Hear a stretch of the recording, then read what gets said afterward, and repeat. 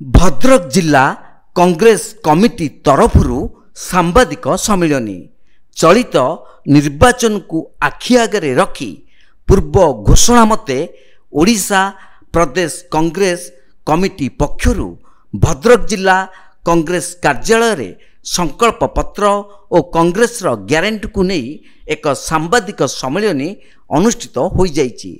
भद्रक जिले रे कांग्रेस रो गोष्ठी कंदल किए हेबो कांग्रेस रे विधायक प्रार्थी निज निज भितरे गोष्ठी कंदल जहा लोचन को आसीछि। कांग्रेस लबी 4 जन प्रार्थी नाम थिबा बेले निज निज मध्यरे कथा पदारे पड़ुछि।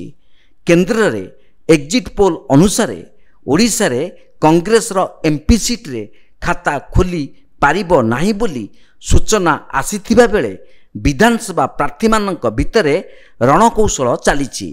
भद्रक जिला कांग्रेस संकल्प पत्र वितरण समय कांग्रेस रो जिला सभापति उपस्थित नथिबारु सांबादिकଙ୍କ प्रश्नर उत्तर को एड़ाई देथिले। पूर्वतन सांसद अनंत प्रसाद सेठी भद्रक रो विभिन्न समस्यार समाधान पाई कौन करिसेंती प्रश्न उत्तर रे कांग्रेस रो मुखपात्र कहिले निर्वाचन रे विजय लाभ कले समस्त समस्यार समाधान करिबु बोली कहिथिले। आमे सरकार को आसिले निश्चय करिबु कहले घोषणा कली जे प्रथम कॉलेज यदि मेडिकल हबो भद्रक रे हबो। प्रत्येक जिल्ला रे गुटे गुटे मेडिकल कॉलेज करिया पाई कांग्रेस माने गारंटी दउची प्रत्येक जिल्ला रे।